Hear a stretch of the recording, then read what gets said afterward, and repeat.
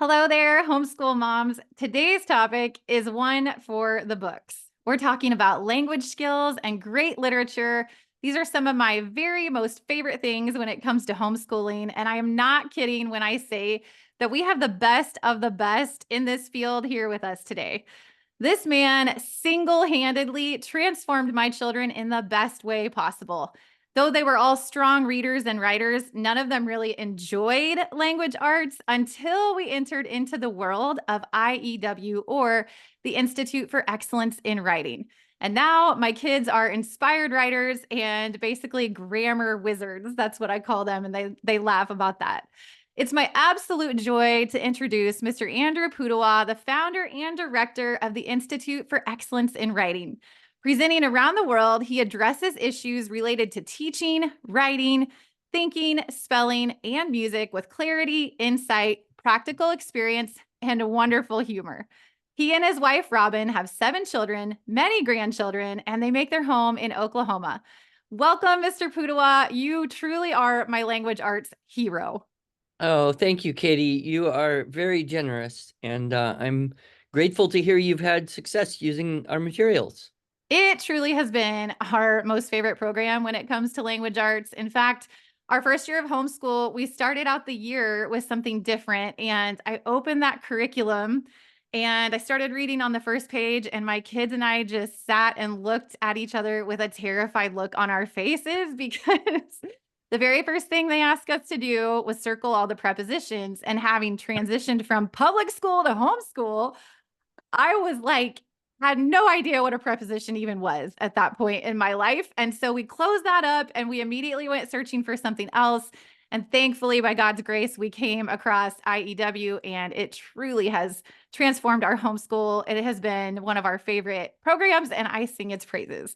But before we dive into all of that and dive into language arts, I actually want to talk about your sense of humor, Mr. Pudewa, because I think it will allow listeners a peek into your personality, which is so wonderful. You truly are one of the most engaging speakers that I have ever heard. And my family just finds you all around intriguing. In fact, we go to the homeschool convention every year in Missouri, and my teenage daughter comes along with me.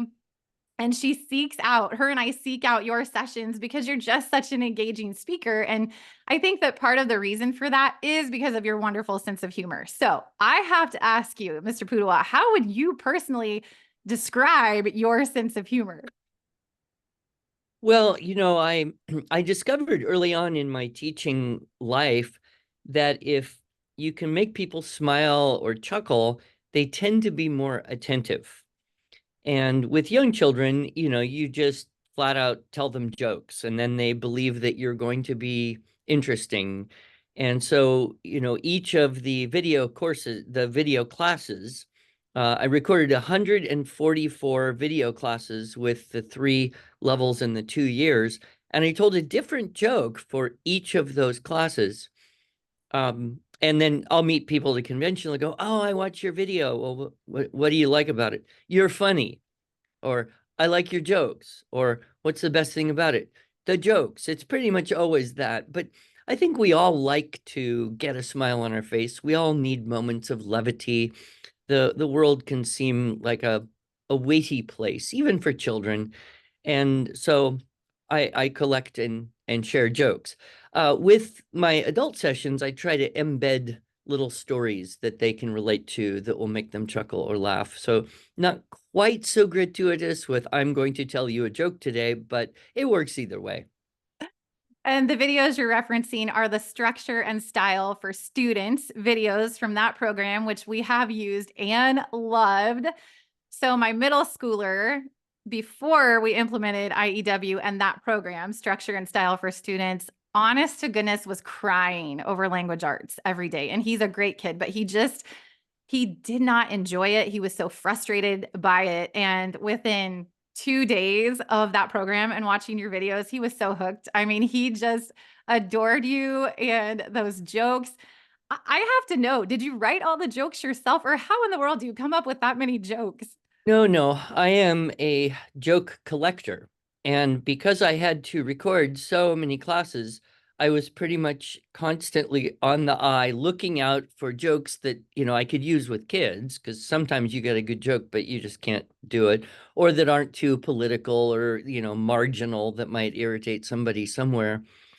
And I pretty much would tell some of my team here, look for jokes. If you find a joke, I'm going to ask you, and I just collect them up. So I have a little database of jokes now. I can't remember all of them, but I can pretty quickly remember if I, see the punchline. I think, though, probably your son responded to the humor, but then he felt the relief, which most kids who don't like writing, their problem is, I don't know what to do. I don't know what to say. I don't know how to begin. And we begin in the simplest way.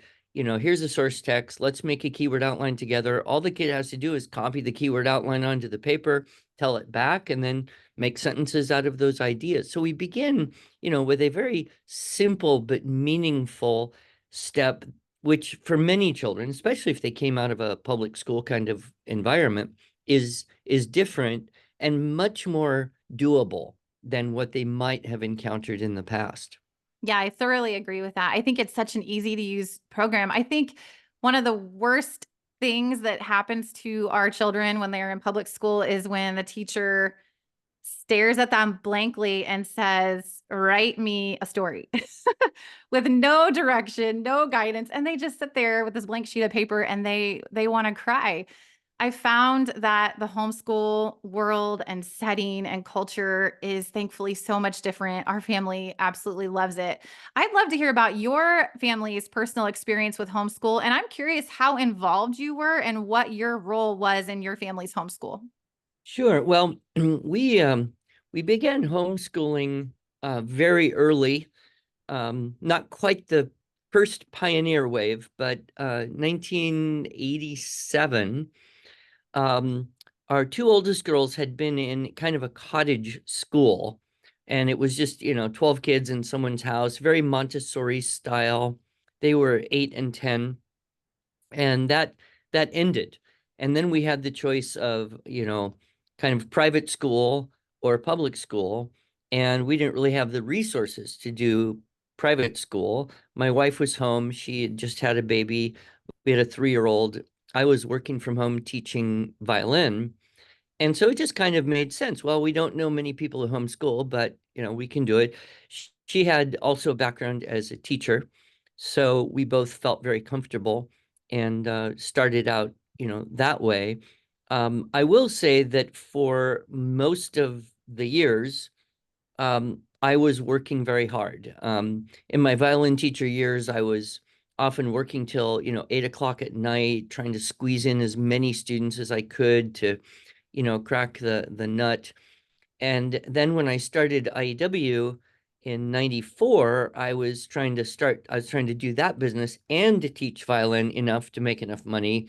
And it wasn't until 99 that I was doing well enough teaching writing seminars, selling some videos. We came out with the spelling program then, that I was able to stop teaching. That gave me a little more freedom in terms of the schedule.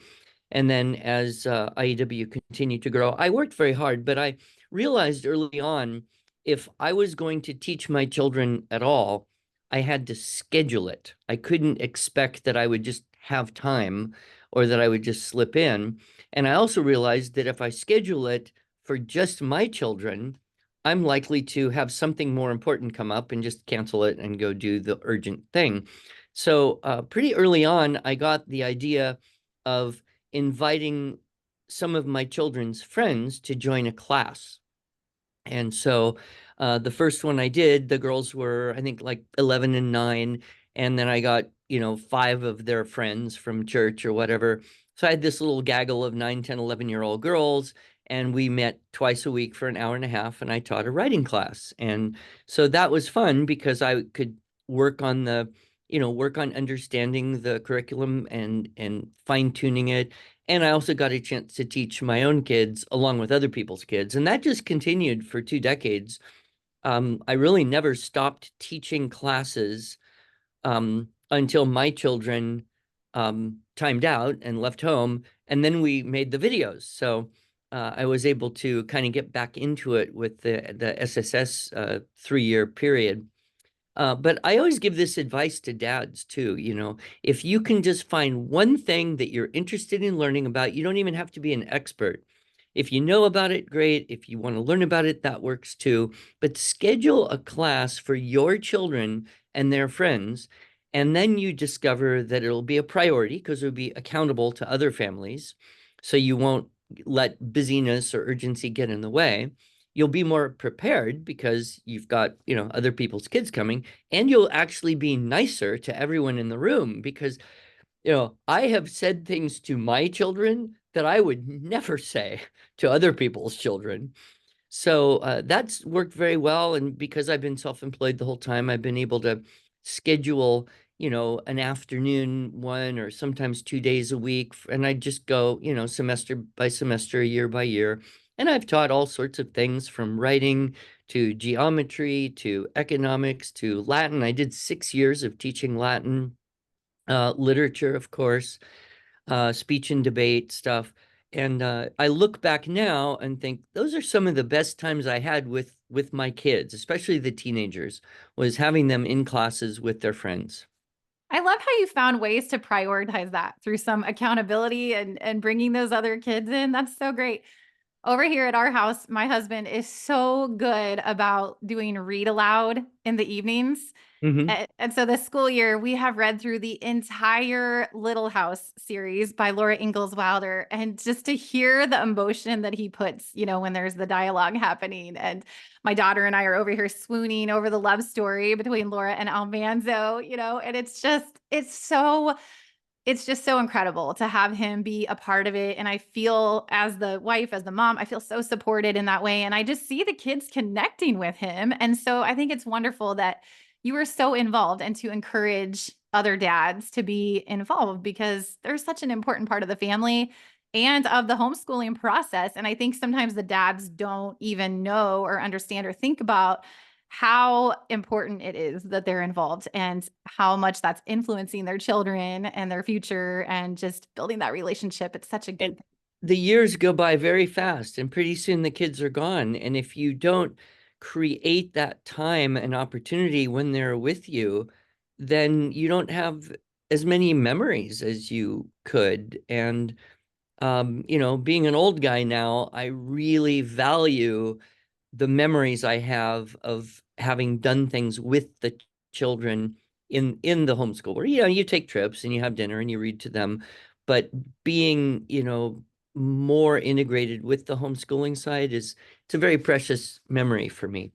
It And now really I'm is. starting to teach grandchildren, so it's getting Oh, even better. I love that. I have to tell you a quick story. This is so cute and funny. When we were at the convention in St. Charles, there was absolutely no parking out in that parking lot. And so I had dropped off my sister and my daughter together to go on into the conference. And I was driving around and driving around and driving around. And I saw this man in a business suit come out of the hotel with these two little kids, and he was walking to his car. And I thought, okay, I'm going to follow him really slowly. And when they pull out, I'm going to grab that parking spot so I can get into the convention. And I'll be darned, that man was you and your grandchildren. And we didn't drive away. We probably just got something from the car. So your plan was foiled. But yes, Yes. I did take two grandchildren to that convention, and it was great. Although I kind of forgot how demanding young children can be, and I'm busy trying to talk to people, and they think my job is to go with them wherever they want to go, and I'm trying to explain to them, no, you go and do whatever you want to do, stay in this room, but I have to talk to people. That's why I'm here. They're starting to get it. I'll take them again to another one and we'll see how it goes. They were so well behaved. And my daughter and I adored watching you and them walk around holding hands. It was the sweetest thing. And they were so well behaved. Just Well, wanted you thank to you. know. Homeschooling has made me more aware than ever of how fleeting time is. And all of that resonates, how fast the time is going and how precious those memories are. And it's such a good thing. Okay, let's dive into language skills and great literature and learning how to communicate well, because those things truly are at the core of education and they're at the center of being a well rounded person, in my humble opinion. I would love to hear what made you fall in love with language arts, specifically with reading and writing. Well, I grew up in a time where there was no internet and the television in our home was highly regulated. So when I was bored, there were really only two choices: do chores or occupy yourself. And so I read. I evidently didn't have a hard time learning to read. I don't remember not being able to read, but I read everything from Lord of the Rings to the encyclopedia to the National Geographic, whatever I could get a hold of. And so I was always kind of a reader. I got very uninterested in fiction as a result of high school because they make you read a lot of books that are just kind of depressing existentialist stuff. And so finishing school, I pretty much only read nonfiction for maybe 10 years. I didn't read a single fiction book. And then when I had kids, I started to think, well, I got to read them bedtime stories. So I started reading, stories and fairy tales. And then I read a book called The Restoration of Christian Culture by John Senior, probably back in '02, '03. And it really implanted in me this very strong awareness of the importance of literature in terms of transmitting tradition and culture and values, and literature in building the moral imagination, and how children, we all need stories to be able to interpret the stuff of life. And so that's when I kind of made a strong determination to read more fiction and read to the children. And now I'm kind of, on the other side, like, fiction is where you find the truth. The nonfiction is people still trying to figure stuff out. But the big capital T truth stuff, that's in the great books. So in terms of writing, I didn't like writing as a kid. I'm not even sure that I do like writing.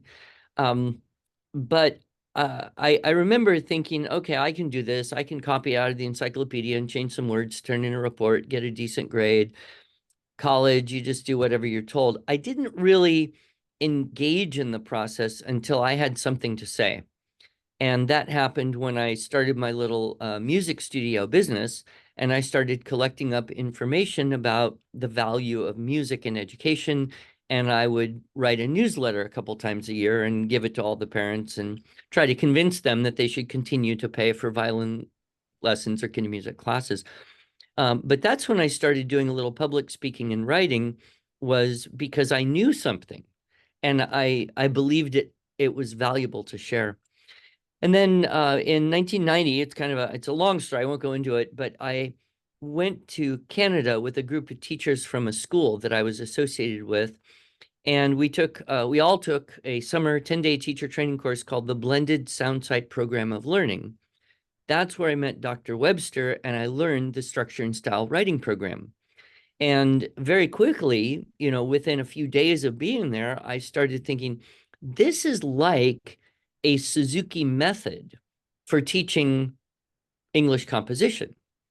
And the idea of how to apply Suzuki method principles to other areas of learning had always interested me. I lived in Japan, studied with Dr. Suzuki for 3 years, so I was kind of a purist.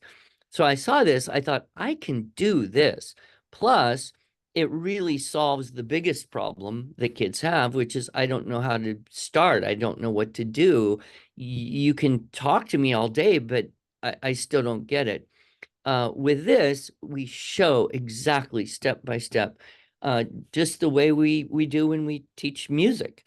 So I've used this music analogy a lot, in that the teaching of writing is more similar to the teaching of music than the teaching of most other academic subjects, because it's an art. There's skill involved. You have to have a technical foundation upon which creativity becomes possible. And so then, like I said, in 99, 2000, I went full time into IEW. And, the more you teach something, the better you get at it. And I have stayed in a pretty narrow little zone of what I do. And I guess that's allowed me to get better and better over the years, for which I am very, very grateful. And now we have some legacy product. So I'm not sure that I like writing, though. If I have to do it, I kind of dread it. What I do like is having written something and reading it and thinking, yeah, that's pretty good. That is so interesting. I don't know if you're interested in doing a stretch project, but I would love to read something fiction that came out of your mind, a whole book. Wouldn't that be Um, incredible? I really have no desire to write fiction. I know I'm not good at it. Every time I've tried, I just get bogged down. It's really an advanced discipline, and I suppose if I studied it, I could, but I don't know that I really am called to that. Um, so, I've fooled around with a couple little short stories, but I really am a teacher at heart, so I like communicating truths that I have learned and then just illustrating them with little stories from my life and experience. So that's usually where most of I have one book. It's called However Imperfectly: Lessons Learned from 30 Years of Teaching. And all it is a collection of the short essays and articles that I have written over a 20 some year period of time. So I wrote one book, it took 20 years. I don't expect to do another, although I am tempted to write a joke book. Oh, you certainly should. You certainly should. I typically don't read fiction like you were talking about earlier on, but my daughter and I are challenging each other this summer. I am going to read The Goose Girl, which is a fantasy fiction book. Have you heard of that one? I try to stay away from anything written, any fantasy written by living authors has little interest, but you can let me know how it goes and if it would be worth my time. I just finished That's fair. Moby Dick, so that's where I'm at.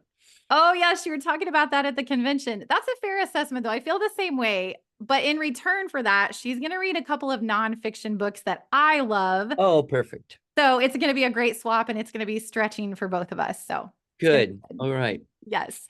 So, what are some ways that homeschool moms can cultivate language skills? And I'm thinking of things like read aloud, great literature, memorization, or maybe you have some other tips. Yeah, you're on the right track there. In the public school world, they use this term language arts. And I don't really like that term language arts because it comes with so much baggage attached. You say language arts and people in their own minds start spinning, wherever they go and they think, oh, phonics and decoding and which phonics program is best, should you use phonics or not? Handwriting, cursive or printing. Oh no, then there's grammar and mechanics. Well, how do you teach that? And oh, and then there's composition. Oh, and then there's literature, and then there's literary analysis, and oh, don't forget about public speaking, and the list just goes on endlessly. So I don't like the term because it conjures up a lot of yucky stuff all at once. I do like the idea of arts of language being simpler to think about. And in our little logo, you can see it there. It says listen, speak, read, write, think. And so if you think about the arts of language in that way, I think it makes a lot more, it's manageable for people. So one of the things I like to point out is that listening is really at the core of all language skills. And we tend not to think of listening as something to teach as part of a curriculum. It just happens like, well, everybody hears, everybody listens. Well, everybody may hear unless they are hearing impaired or deaf, but not everybody listens. Listening has kind of a transitive, it's an active verb. You listen to something, you listen for something. And that's why I think being intentional about the language input that is coming into children's brains through their ear is extremely important. If a child is trying to read something and they don't know the word, they won't be able to read it. Even if they sound it out and guess, and can say it, if they don't recognize it from having heard it, then they can't understand it. So reading vocabulary is very dependent upon vocabulary acquired through listening. And that's, of course, more true for younger children, but it's really true all through. Speaking, we're not likely to say a word that we haven't heard, right? I mean, older person maybe could read it, figure out how it's pronounced, intentionally try to put it in a speech or something. But in terms of the active vocabulary for speaking, it's very dependent on the input side. And then, of course, writing, well, that's a double whammy because when you're writing, you basically have to talk to yourself, hear what you heard yourself say to yourself, hold it in your memory long enough to go and wrestle the technical information of how to spell words and make sentences and use capitals and punctuation, etc., and then go to the next idea in a sequence, speak that into existence, hold it in your memory, wrestle it onto a page, and continue that process for a long sequence of ideas. And then, of course, you have to read what you wrote to determine if what you wrote was what you actually wanted to say. So I think, so many of us think about reading and writing as being the academic subjects, but if you don't get the listening and speaking part, you won't have easy or good success with the academic part. And so what you're mentioning, of course, reading aloud to the children in huge quantity, very, very important. Memorizing poetry and beautiful language, very, very important. Reciting memorized repertoire so that you don't forget it and make it more and more ingrained and available to your mind as you're formulating ideas with words. That's really at the core. And I think that's one of the reasons the public schools have had such a hard time getting their reading and writing scores up to the degree that there are some that still care about that type of thing, is because, a lot of the children aren't getting a very rich environment at home or at school in terms of the input side and the vocal side. And the stats on kids' use of technology just grows more frightening by the day. And what's coming through screens is not necessarily going to build a database of reliably correct and appropriately sophisticated vocabulary and syntax. Yes. Yeah, I think you Tough, I reframed think. you reframed all of that so beautifully. Listening is a skill set that is something that we all need to be fine tuning. And I think as moms, us practicing that with our kids, with our spouses out in public, just practicing being a good listener. Our kids are watching us and learning by example. And so I love how you pointed that out. And I love that you talked about rich literature. And I'm just thinking back to the convention when you recited that poem, and I cannot remember the name Oh, of. The Children's Hour by Longfellow.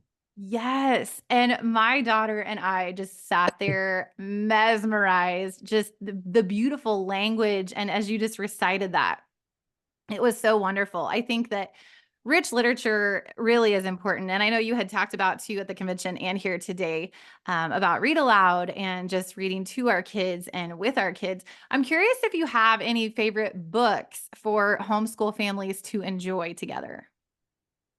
Well, I do. You obviously mentioned the Little House on the Prairie series, and there are, other books about children in history. And I think that's a very good genre to work with, because we know that a good narrative line, a good storyline, will anchor in the memory much more effectively than kind of lists of facts. So most children will learn more history from historical fiction than they will from history textbooks. So I would look primarily in that area and say, is there a story about a boy during the American Revolution? Oh, wow, Johnny Tremaine. Well, let's read that. Are there stories about children in the early 1900s? Oh, there's Penrod by Booth Tarkington. That's one of my favorites. Penrod, Penrod. Actually, there's a whole series of them. And anything that's written, say, more than 60 or 70 years ago is going to have most likely a higher level of vocabulary, a little more literary nature to it. The sentences are likely to be a little more complex. I mean, modern children's and young adult literature has been significantly lowered in terms of its, reading level, in a reasonable hope that modern people will read books rather than watch screens. But before there were screens, people had a lot more faith in the ability of children to hear and read more sophisticated literature. So I do think that if you have boys and girls in the home, it's important to find books that do have good boy characters. One thing I've noticed is that girls are always kind of interested in finding out information about boys, but boys are not always interested in learning about girls. So if you can do some books with some good boy characters, the girls are fine, and then the boys are also fine. Uh, but sometimes the Little Women world, um, just doesn't quite grab the boys the way you would hope it might. I agree with that. We did Johnny Tremaine last year and The Sign of the Beaver. And Mhm. then next year, I think we're going to do The Lord of the Rings, The Hobbit and The Lord of the Rings. How do you feel about that Oh, series? it's great. It's a huge undertaking. I mean, it is the great epic. Um, I I I think it's possible that many 11, 12-year-old boys actually were motivated to read an entire book because their mother said you can't watch the movie till you read the book. So, there's some value there. But I know for a fact my grandson was able to read the book because he had listened to it so many times that he knew the storyline, he knew the names, he knew basically what was going on. So, decoding it wasn't so overwhelming as it would have been if it was all completely new to him. And his mother did say, yes, you have to read the book on paper with your eyes before you can watch the movie. So he slogged through it, and it was quite an accomplishment. So I think that's a good undertaking for a family. And, just be aware it does bog down a little bit, particularly in the middle of the two towers. You have to, get your extra cup of coffee sometimes to not kind of fight the dozes during the reading. But if your husband does it, that'll be even better. It'll be perfect. Well, I'm chuckling over here because I am constantly saying you can't watch the movie until you read the book. That's a thing over here. And I find typically that the book is better. Do you think so? Well, it's different in that it's got so much more to it. So you think about any book. I mean, take even a short book that would take you, say, only 4 or 5 hours to read, right? A short book. Now you make that into an hour and a half movie. How much have you lost? Two-thirds of it? So a book is always going to give you a lot of the details, the character development, the backstory that you simply can't fit into a movie because it's short and limited. And then sometimes movies will put in things that really don't belong there, such as, the dwarf and the elf flirting with each other in the Hobbit movie. Well, that would never have happened in Tolkien's universe. That was some gratuitous thing that the director thought, well, wouldn't that be cute? So, a nod to multiculturalism or interracial. I don't know what it was, but I remember seeing it thinking, that's not that's not what it's supposed. That shouldn't have happened in this book, in this story, in this movie. But sometimes, a movie will engage the emotions a lot and and make the book more meaningful. One that comes to mind is The Bridge to Terabithia. It's a very sad story. It's very hard, and you watch the movie, and it's kind of jarring. But then you know what's going to happen, and then you read the book, you have kind of even a greater appreciation for, this girl that you love so much, and she's going to die before the end of it, and it's sad and unfair and wrong, but life can be that way. I think books lend themselves to discussion more because you're more likely to get into some of the thoughts and dialogue that shows the thoughts of the characters. And movies, especially modern movies, are more about action and quick get to the next scene and very plot driven. Yeah, I would agree with that for sure. Let's chat about the heart of IEW. And you mentioned the motto is listen, speak, read, write, think, which is a fantastic motto for our homeschools, I believe. What do you feel like if someone asked you, what is the mission of IEW? How would you answer that question? And how can it help homeschool families? Well, we have an official mission statement. Everyone else in this building probably has it memorized except me. Um, but it's something like, our mission is to equip parents and teachers with methods and tools that um, nurture excellent communication skills in students of all ages, something like that. And, uh, I don't think we want to separate out and say it's just a writing program, because we do have materials as well as parts of the writing program that are geared toward oral communication as well. Dr. Webster, who created the structure and style system, back in the 80s, 70s actually, he wanted it to be called a written and oral communication program. So, the integration there. But what comes to mind to share with your listeners is a quote from Francis Bacon, who said, "Reading makes a full man," or woman, of course. "Reading maketh a full man, speaking maketh a ready man, and writing maketh an exact man." And so that's kind of echoed by some things Jordan Peterson has said about how writing is the distillation of thought. That's where you take the mass of what you could say and you sort through and you organize and you throw out the bad stuff and you try to distill it into the best possible form to reflect the ideas you have to share.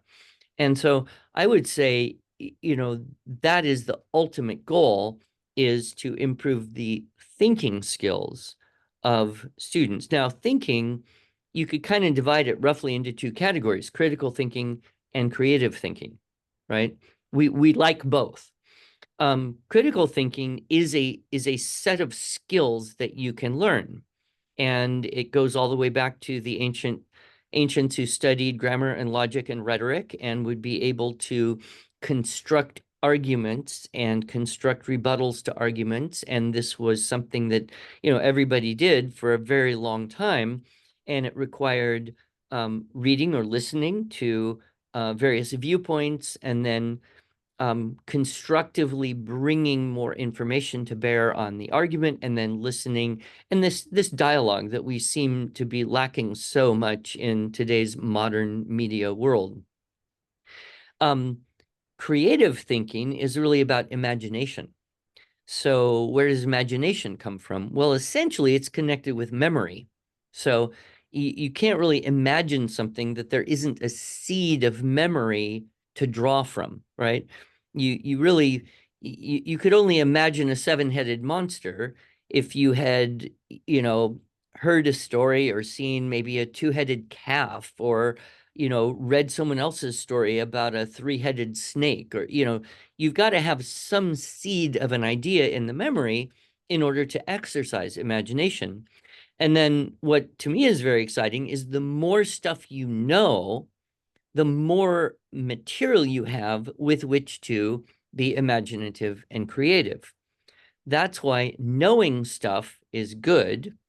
And that's why, as especially in certain trends of progressive modern education, there's this argument, well, why should children learn names and dates and geography and facts, and why should they have to store all that information when you can just ask a machine and it will give you all the information?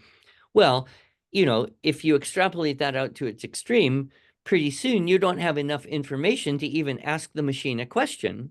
Therefore, all the information in the universe at your fingertips will do you no good. Whereas the more of that information you can get into your mind, then your brain has this superpower that is way beyond the superpower of even the wildest imaginings of what AI could do, is to make connections between similar and different and related and undifferent things and create a new combination and permutation of thought out of pre-existing things that you carry around inside your mind. So furnishing the mind is the most important thing you can do if you want creativity. And so that's where I'm kind of, working at right now, is saying, well, let's actually use the technology we have to accelerate what we can get into our brain. Let's not be happy with leaving it on the internet. No, we want to know more and more and more. And how do we do that? Well, by reading and listening and then talking and writing about all those things. So, Yes. Yeah, no, that's gold. And, I've heard you talk about memorization and music.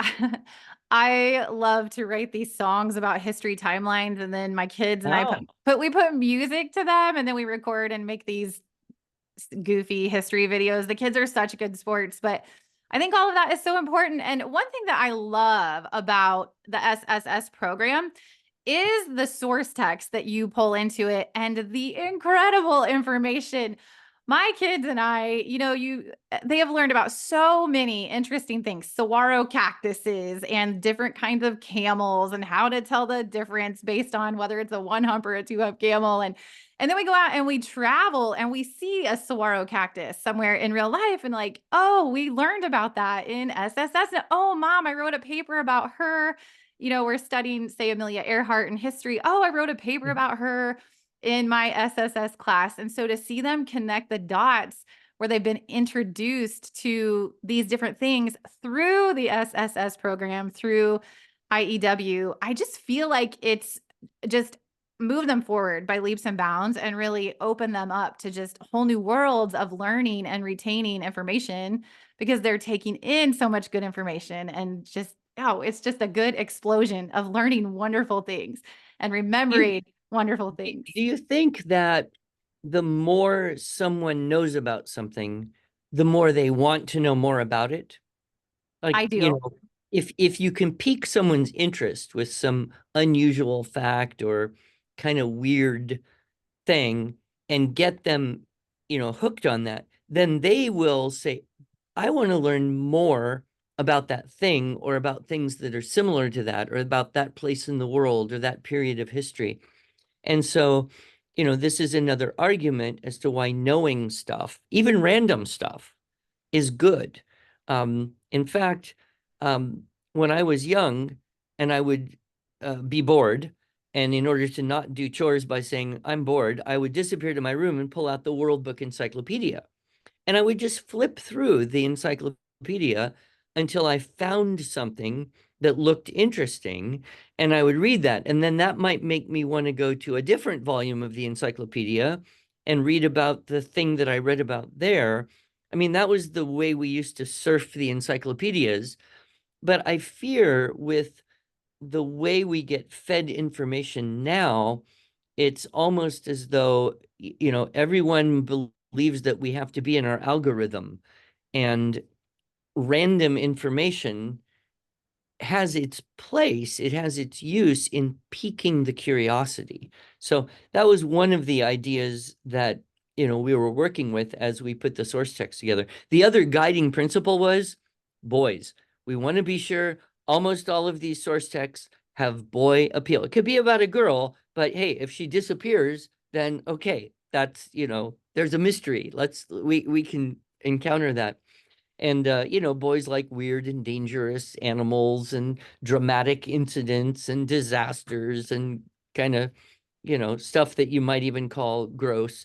I don't know if you did the SSS 1B, but if you do it ever, you'll get to Mike the Headless Chicken. I was going to reference that. I was going to reference that one. Yes. I Gross love and that source memorable. text so much. That was one of my favorite ones ever. And then in 1C, um, I found this story about Margaret Roper, who was the daughter of Thomas More, who lived at the time of Henry VIII and was executed. She took his head and she put it in a pickle brine and kept the head of her father in her home until the end of her life. At which point, well, she had to bribe the executioner to get the head because otherwise the body would have just been thrown into the river. And so she kept his head. And then Thomas More's head was actually buried with his daughter, Margaret Roper, and her husband. And I just, it's kind of a gross story, but how interesting. You took the words out of my mouth. Gross and interesting both. You did an incredible job of making the material engaging for both boys and girls. Because, like you said, I feel like girls will kind of go along with anything and do what they're supposed to do. And boys really do need to be engaged with gross and weird and exciting battles and weird animals and scorpions and the geography and the history and all of And those. heroism too. We did a Yes. whole thing on Shackleton and his voyage to the to Antarctica and how he basically single-handedly saved the lives of his whole crew through this almost unbelievable feat of heroism. And he wasn't otherwise a great noble person. He was an alcoholic. He had problems just like everybody has problems. But when the time came, he was able to access that part of him that allowed him to do this almost superhuman feat to save lives. And, those are the stories I think that we all love to hear because, we're all fallible, miserable humans. But somewhere in there, we've got a Shackleton waiting to come out. I thoroughly agree. And I think as homeschool moms, the source text that you bring to the table, it gives us a way and a place to connect with our kids, whether we're reading through something funny or something gross. It's always something very memorable. And homeschooling is not always for the faint of heart. So I would love to hear, Mr. Pudewa, what encouragement you might have for homeschool moms about the impact that they're making with their children and in their homes.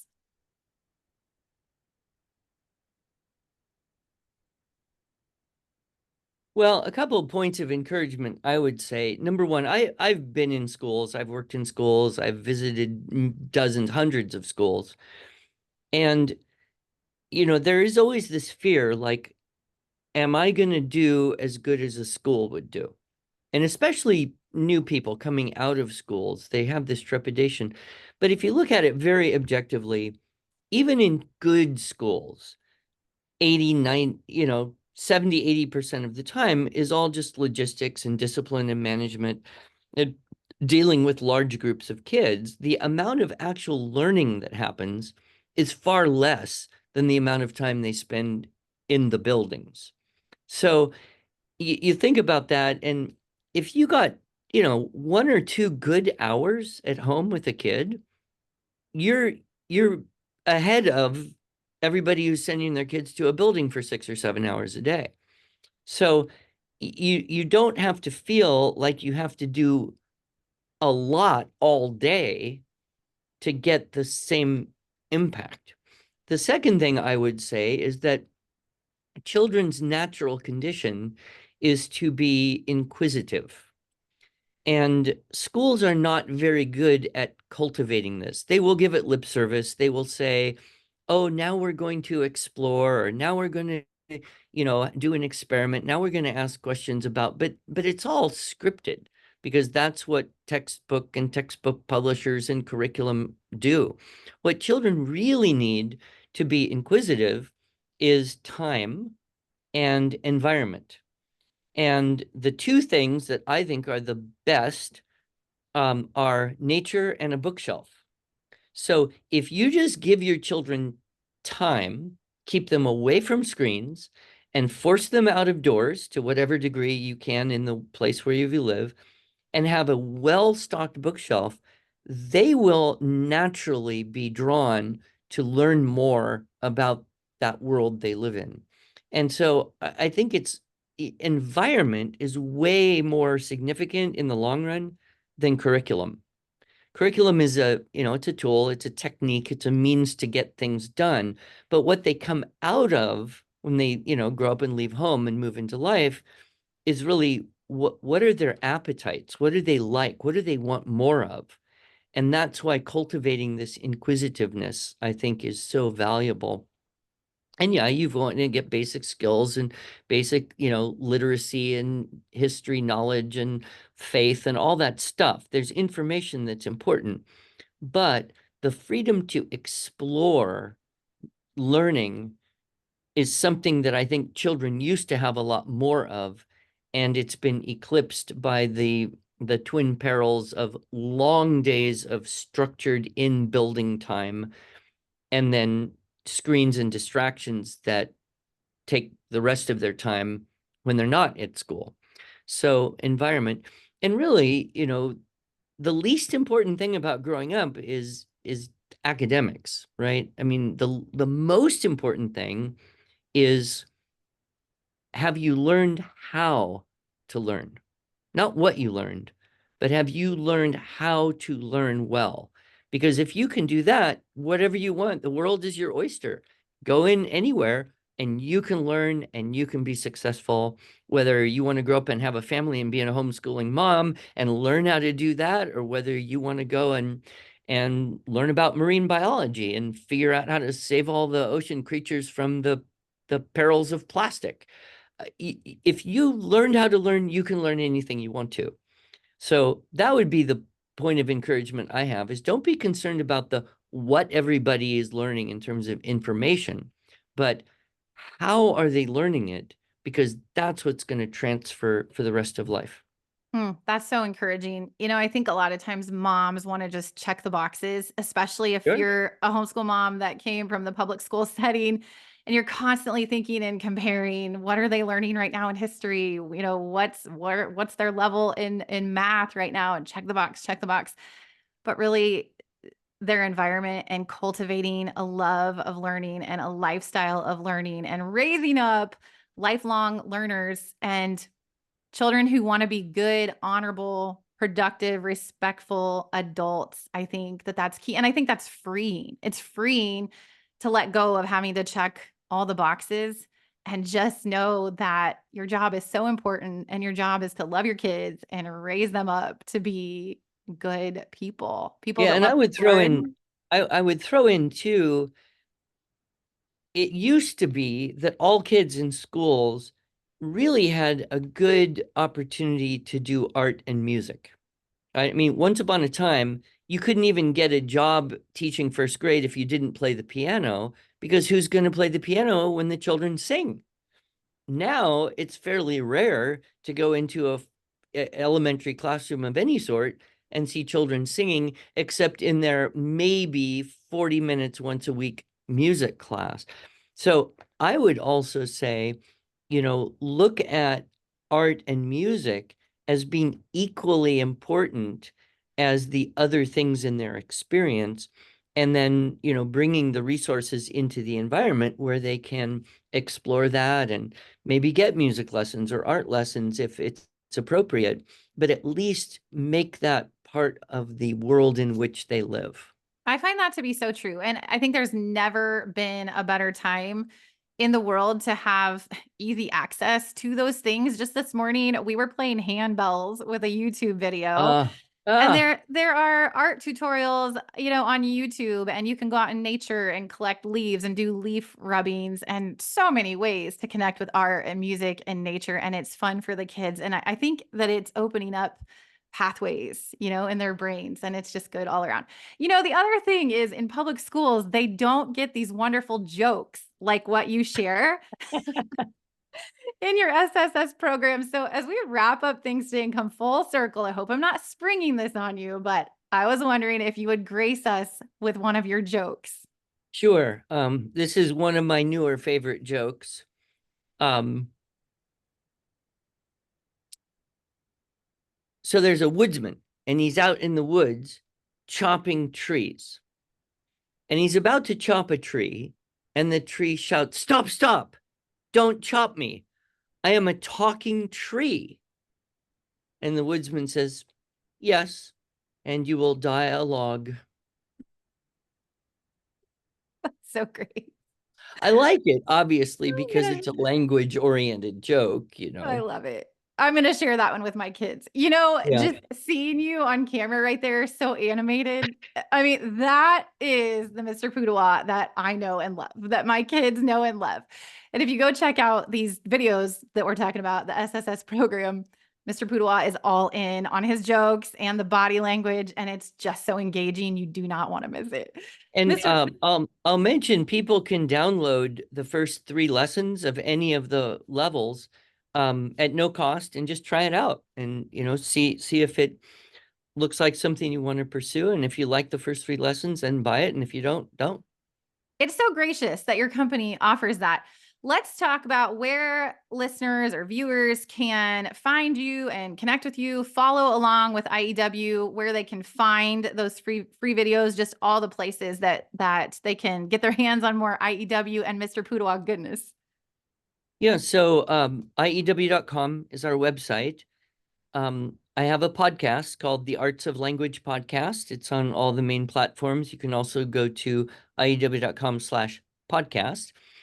We do have a lot in there in the archives about dyslexia, dysgraphia, difficulties with children's reading and writing. Get a lot of questions. I mean, I would say 1/3 of all the questions I ever get pertain to that.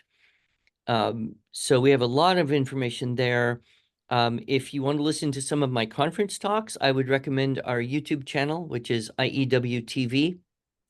IEW TV, all letters together. And there's probably a dozen different conference talks. There's also some jokes. There's also some, kind of miscellaneous things that I've done over the years. You can sort through pretty easily. And if you can't find what you're looking for, if you know what you're looking for and you can't find it, you can always chat our customer service team during business hours, and they will get you a direct link to whatever might interest you. Yes, and they are wonderful. Everyone there has been so helpful in my experience. Mr. Pudewa, you're the best of the best. Thank you so much for joining us today. I truly mean that. It has been such a pleasure and an honor to have you with us. Thank you from the bottom of my heart for being here today. It's been fun, and you are very gracious and kind, and I thank you for the opportunity. I want to encourage everyone to head over to IEW.com, look at all that they have to offer. Be sure and follow IEW and Mr. Pudewa on social media and in all the places. I also want to let you know you can head over to teachme2homeschool.com. I love helping Christian moms step into homeschool the easy way. And I have a free curriculum guide that you can download over there. IEW tops the list. So be sure and go download that for free at teachme2homeschool.com. With that, Mr. Pudewa and I today are going to go ahead and sign off with joy.